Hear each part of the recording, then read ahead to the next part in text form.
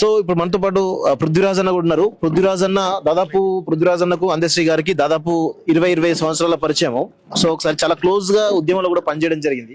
So Prithviraj అడిగి తెలుసుకున్న ప్రయత్నిద్దాం. అన్న, మీకు అందశ్రీ గారితో దాదాపు ఎన్ని సంవత్సరాల పరిచయం? దాదాపు నేను అనుకుంటా 2002 అట్లా 2003 ఆ టైం నుంచి పరిచయం. ఎట్లా పరిచయం అసలు మీ ఇద్దరు? ఉద్యమం నేపథ్యమే, తెలంగాణ ఉద్యమంలోనే మీటింగ్ల సభలలో ఫస్ట్ మొట్టమొదటి పరిచయం అయింది సభలలోనే. దాని తర్వాత వ్యక్తిగత ఇంటరాక్షన్స్ కూడా అయినాయి. అన్న తెలంగాణకు అవుట్ రైట్ గా సపోర్ట్ చేసిండు. సో నేను కూడా అప్పుడు స్టూడెంట్ గా యూనివర్సిటీ నుంచి స్టూడెంట్ లీడర్ ఉన్నప్పుడు మా ఆలోచనకు అనుగుణంగా మేము రాజకీయ పార్టీలకు వ్యతిరేకంగా, అంటే ఉద్యమాలు ప్రజలను ఒక్కటి చేస్తాయి, రాజకీయ పార్టీలు విడగొడతాయి అనే దాన్ని తన కూడా గౌరవించి మా మీటింగ్లకు మేము ఎక్కడ పిలిచినా ఏం చేసినా జనరల్ గా వస్తుండే. తన తెలంగాణ భావజాల వ్యాప్తిలో తనదైన శైలిలో తను అద్భుతంగా ప్రజెంట్ చేసేది, బాగా జనాన్ని ఆకర్షించుకునేది. అట్లా మేము యూనివర్సిటీ కూడా చాలా సార్లు ఇచ్చిన, బయట సభలలో కూడా వేరే ధూమ్ధామ్ల సభలలో కావచ్చు అక్కడిక్కడ కూడా అందశ్రీ అన్న నేను ఇద్దరం, అంటే తన వక్తగా నేను వక్తగా పోయినటువంటి ఉదరన్న, కోరటెంకన్న, విమలక్క, మేమంతా వక్తలుగా పోయినటువంటి మీటింగ్లు చాలా ఉన్నాయి. అట్లా నాకు బాగా తనతో ఇంటరాక్షన్ ఉంది. తెలంగాణ ఉద్యమంలో అసలు అందశ్రీ గారు ఎట్లా పాల్గొనేది? ఏ విధంగా? అంటే సాహిత్యం ఒకటే ఉండేనా, ఉద్యమకారుడు కూడా పాల్గొనేది ఏమన్నా? లే, వచ్చేది. ఎక్కడ మీటింగ్ ఉన్నా ఏడున్నా గానీ వచ్చేది. కాకపోతే కొన్ని సభలకు రెస్ట్రిక్టెడ్ గా ఉండే తను నచ్చితేనే వచ్చేది. లేకపోతే నువ్వు ఎవరు చెప్పినా ఏం చెప్పినా ఆయన వచ్చే ముచ్చటే లేదు, వినేటువంటి స్వభావం ఉండకపోయేది. సో నచ్చిన వాళ్ళు నిజంగా ప్రాపర్ గా చేస్తున్నారు, దీని వెనుక ఏం బుడ్బుటానీలు ఏం లేవు అని కనుక అనుకునేది ఉంటే ఆయన తప్పకుండా వచ్చేటోడు. తనదైన శైలిలో తన వాదాన్ని చెప్పేటువంటి ప్రయత్నం చేసేది. దాంతో ప్రజలను కూడా బాగా ఆకట్టుకునేది. జనానికి కూడా ఇప్పుడు మనకు కూడా అందశ్రీ అంటే ఒక మార్క్ అయినది. అందరు సబ్సే అలగైపోయినాయి జర అనే లెక్కలో ఉంటుండే. సో ఎవరికి ఇట్లా భయపడినట్టు కానీ, జర అయ్యో ఎందుకులే వేదిక మీద పలానా వాళ్ళు ఉన్నారు కదా, వాళ్ళని కొద్దిగా ఒప్పించినట్టుగా మాట్లాడదాము అనేది ఏ క్వశ్చన్ ఉండకపో ఆయనకు.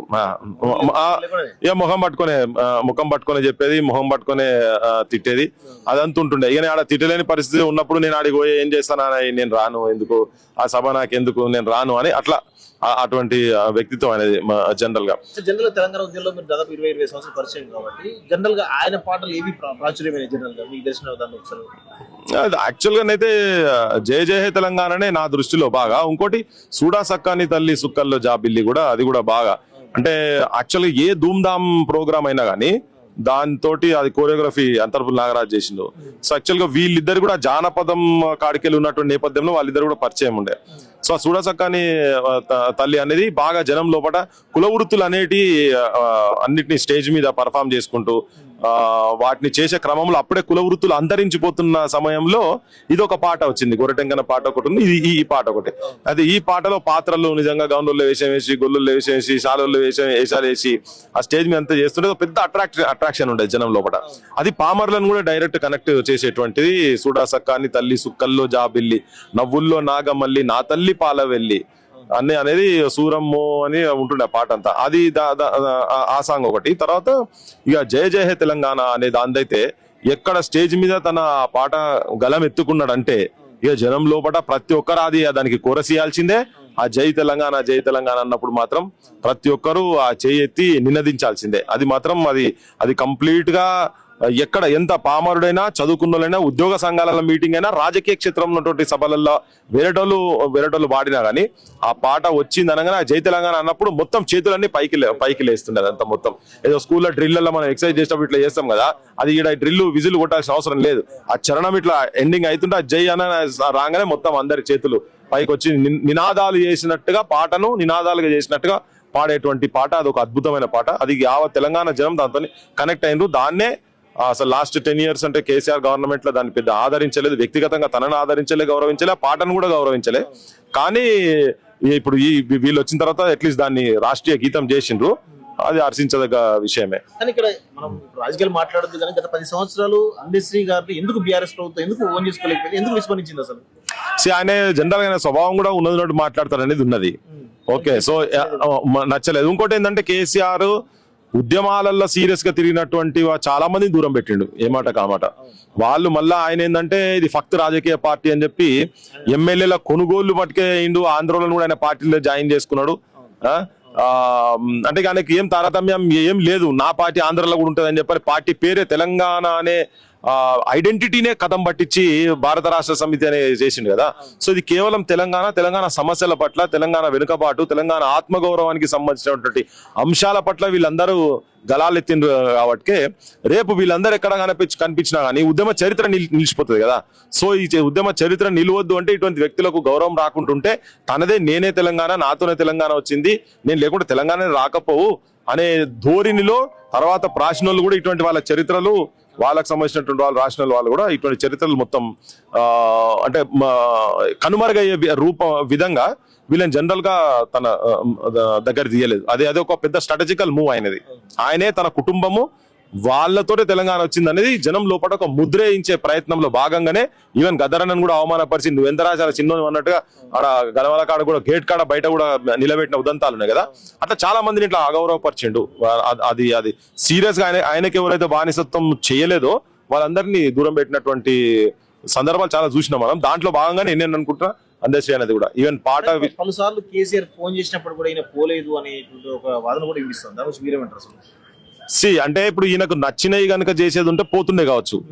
ఓకే, నేను అనుకుంటున్నా, నాకైతే తెలియదు, స్టార్టింగ్ లో ఉన్న ఫోన్ చేసిన తెలియదు, కానీ నాకు చెప్పిన ఉదంతం ప్రకారంగా మనం అనుకునే ఆయన చేయడం ఒక సందర్భంలో ఈ జయ జయ హే తెలంగాణని కృష్ణ అదేంది గోదావరి కృష్ణమ్మలు మన బీళ్లకు మల్లాలే, పచ్చని మాగాణాలతో పసిడి సిరులు పండాలే, సుఖశాంతుల తెలంగాణ సుభిక్షమై ఉండాలి, స్వరాష్ట్రమై తెలంగాణ స్వర్ణయుగం కావాలి అనే దగ్గర ఏదో పదాలు చేంజెస్ చేయమని చెప్పి చేంజ్ చేసిన బాలసుబ్రహ్మణ్యంతో పాడిపిస్తా అంటే, నీ పాట బాలసుబ్రహ్మణ్యం కాదు ప్రపంచంలో ఎవడం పాడిన మంచిదే, కానీ నేను ఆ చరణం మాత్రం తీసేసే సవాలే లేదనేది ఆ ప్రాథమికంగా ఆయనకు అంతకు మొదలే వచ్చినటువంటి డిస్ప్యూట్ అన్నట్టు. అది నేను కడవలతో పాడిపిస్తా అనే లైన్ లో ఆయన ఉండి అక్కడ అది అంతకు ముందే జరిగిన ఉదంతం. ఏంది ఇది తెలంగాణ రాష్ట్రం రాక ముందు జరగట్టుంది. బాలసుబ్రహ్మణ్యం పెద్ద గాయకుడితో కావచ్చు, కానీ ఈ పాటను మాత్రం నేను నాది ఒక పదం కూడా అటు ఇటు కానియకుండా పెట్టాల్సిందే అని చెప్పని అంటే కాడాఖండిగా చెప్పిండు. కేసీఆర్ 10 జిల్లాల తెలంగాణ అనేటువంటి అది జిల్లాలు పెరుగుతున్నాయి కదా, మళ్ళీ మార్చాల్సి వస్తేమో అనే అందుకే ఆపింది ఒక విమర్శ కూడా వినిపిస్తాం కదా, దాని గురించి మీరేమంటారు? 10 జిల్లాలు కాకపోతే 33 జిల్లాలని రాసుకుంటారు. దాంట్లో పెద్ద అంశం ఏమున్నది? పెద్ద దాంతో చేంజెస్ అయ్యేది అది కాదు కదా. బేసిక్ స్ట్రక్చర్ ను మార్చుడు అనే దాని విషయంలో తర్వాత ఏంటంటే ఒక చిన్న ఏదో లైన్ కు సంబంధించినటువంటి అంశంలో చేంజెస్ చేసేందుకే ఆయనే ఒప్పుకోలేదు ప్రధానంగా. సో ఎవరితోనో పాడిపిస్తా అంటే కూడా దాన్ని ఆయన ఒప్పుకోలేదు. ఈ 10 జిల్లాలు అనేది నేను అనుకుంటున్నాను అది పెద్ద ఇష్యూ కాదు, కానీ అంటే ఇటువంటి వాళ్ళను ఇటువంటి సాహిత్యాన్ని కనుక ముందు కనుక తీసుకొస్తే తనదేమన్నా వెనుకపోతుంది ఏమన్న ఉద్దేశంతోనే జరిగింది అనేది అయితే నాకు అంతర్గతంగా ఆయనకు ఉన్నటువంటిది అనేది నాకైతే దాంట్లో క్లారిటీ ఉంది. 20 సంవత్సరాల కాలంలో దాదాపు మీరు చాలా వేదికల్లో ఆయనతో కలిసి పంచుకున్నారు. ఎప్పుడైనా ఏదైనా సంఘటన అంటే ఒక ఎమోషనల్ గానీ, ఒక సంతోషం గానీ, ఒక మరుపురాని సంఘటన అంటారు కదా, దాని గురించి ఏమైనా ఉందా మీకు అందరి మధ్యలో? నాకు ఒకటి అంటే యాక్చువల్గా ఏంటంటే ఒక 2 సంఘటనలు క్లియర్ కట్ గా. నేను ఒకటి ఉస్మానియా యూనివర్సిటీలో ఒక మీటింగ్ మేము 2002-2003 ఆ టైంలో అనుకుంటా ఒక మీటింగ్ పెట్టినప్పుడు మేము తనను అదే ఏదో సమ్ కారణాల వల్ల నేను తన ఎక్కువ బ్రాహ్మణికల్ ఘాట్ సైడ్ పోతా ఉంటాడు అని స్టేట్మెంట్ ఇచ్చి తనను ఎందుకులే ఇప్పుడు మనం పిలుచుడు ఎందుకులే అని అదో అన్నా అని చెప్పని తనకు తెలిసి నన్ను ఆ మీటింగ్ కు పిలవలేదు ఏందని చెప్పని. సో అది ఏ సందర్భంలో జరిగిందేమో తెలియదు, కానీ నేను అన్నట్టయితే నాకు గుర్తుకులేదు, కానీ సో అందుకని తనను పక్కకు పెట్టినాము అని చెప్పని అంటున్నాని అప్పుడు తన కొమ్మ జక్కితే బొమ్మరా, కొలిసి మొక్కితే అమ్మరా, ఆదికే ఇది పాదురా, కాదంటే ఏది లేదురా అని ఆ పాట రాసిన తర్వాత నాకు చెప్పిండు. యాక్చువల్ గా ఇగో ఈ పాట రాసింది నీ గురించే రాసిన, నీకు జవాబే. భాష మీద దాడి చేస్తిరి, బతుకు మీద దాడి చేస్తిరి, తరతరాలుగా బహువిధాల బాధ పెడితిరి, అక్కికి చెదలెట్ల పడుతుంది నిగ్గదీసి అడుగుతున్నా అనేది పెట్టి ఆ సాంగ్ మొత్తం చాలా అదే గ్రామీణ ప్రాంతాలలో ఉన్నటువంటి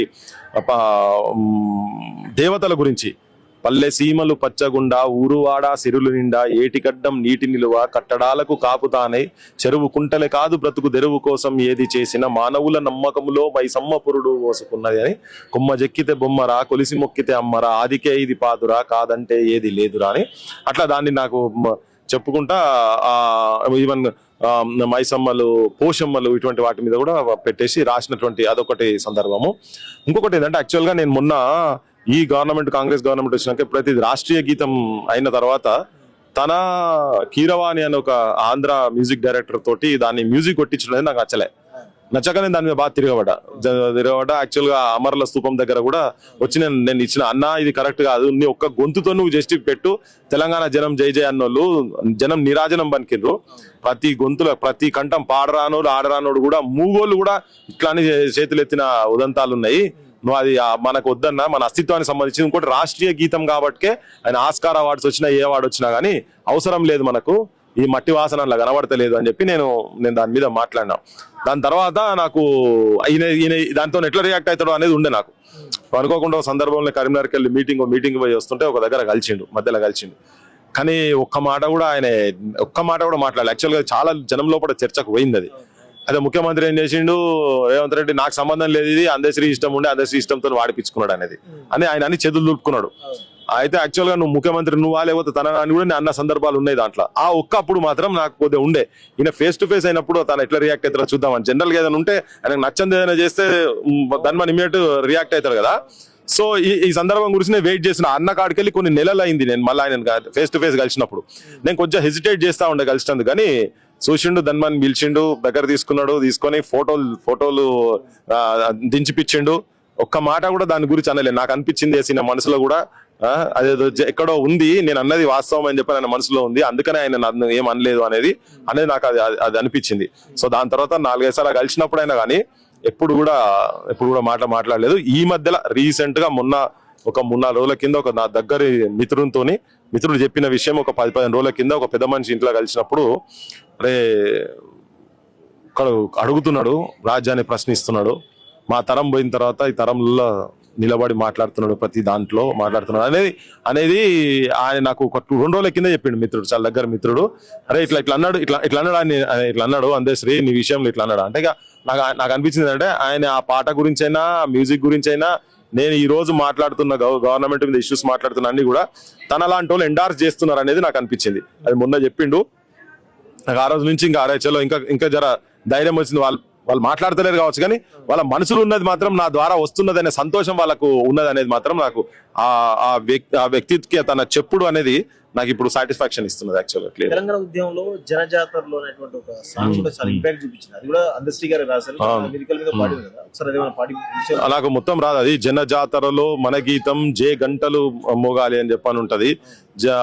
అది యాక్చువల్ గా ఉస్మాన్ యూనివర్సిటీ స్టూడెంట్స్ ఉద్దేశించుకొని ఇక్కడ పాడింది. అది అసలు జై బోలో తెలంగాణ జనగర్జనల జడివాన లేపి పాడితే బాగా జై బోలో తెలంగాణ జనగర్జనల జడివాన ఇట్లా లేచి పాడుతా ఉంటాను. నాకు ఆ ఫుల్ సాంగ్ రాదు కానీ అరే అసలు ఆ పాట ఇట్లా వస్తుంటే అంటే చాలా తెలంగాణలో సమస్యలు ఉపన్యాసాల కన్నా ఎక్కువ ఈ పాటలు ఉన్నటువంటి సాహిత్యము, వాళ్ళు చేసినటువంటి త్యాగాల వ్యక్తీకరణ ఏదైతే ఈ పదాలల్లో వాళ్ళ కంఠాలలో ఎప్పుడైతే వచ్చిందో అది బాగా ఇంపాక్ట్ చూపించి వాళ్ళ జీవితాలకు వీటిని ఈ సన్నివేశాలను ఈ పాటలను వాళ్ళు కంపారిజన్ చేసుకొని ఈ ఉద్యమాలకు వచ్చి జెండాలు పట్టినటువంటి ఉదంతాలు కోకొల్లలు. అసలు ఈ పాటల ప్రభావమే చాలా ఎక్కువ. సినిమా ఇండస్ట్రీ కూడా చాలా సాంగ్స్ రాసిండు. నంది అవార్డు కూడా వచ్చింది అంటారు. నిజమేనది? ఎవరికి తెలియదు తెలంగాణ సమాజానికి. మా నంది అవార్డ్స్ గురించి నాకు కూడా పెద్ద ఐడియా లేదు. I don't think. గదరాన్ని వస్తే మాత్రం రిజెక్ట్ చేసిండు నంది అవార్డ్స్. నాకు ఈయన తీసుకున్నాడు అన్నట్టు నాకైతే లేదు, నాకు ఐడియా లేదు. జనరల్ గా తెలంగాణ పాటలు కాకుండా సోషల్ సంబంధించినటువంటి వాటిని కూడా చాలా అద్భుతమైన సాంగ్స్ పాడాడు. యాక్చువల్ గా నాకు పోస్ట్ గ్లోబలైజేషన్ ఎరా ఓపెన్ స్కై పాలసీస్ వచ్చిన తర్వాత అంటే ఎట్లా వృత్తులాగమైతే అనే దాని మీద నేను ఇంతకుముందు చెప్పిన పాట ఉన్నది కదా. అప్పుడు వృత్తులాగమైతో పాటు మనిషి ఆలోచన విధానం కూడా మారిపోయింది అనే దాంట్లో ఆయన మాయమైపోతున్నాడమ్మా మనిషి అన్నవాడు అన్నది. మాయమైపోతున్నాడమ్మా మనిషి అన్నవాడు, ఓ మచ్చుకైనా లేడు చూడు మానవత్వం ఉన్నవాడు, నూటికో కోటికో ఒక్కడు యాడనున్నడు గాని కంటికి కనరాడు, మాయమైపోతున్నడమ్మా మనిషన్నవాడు.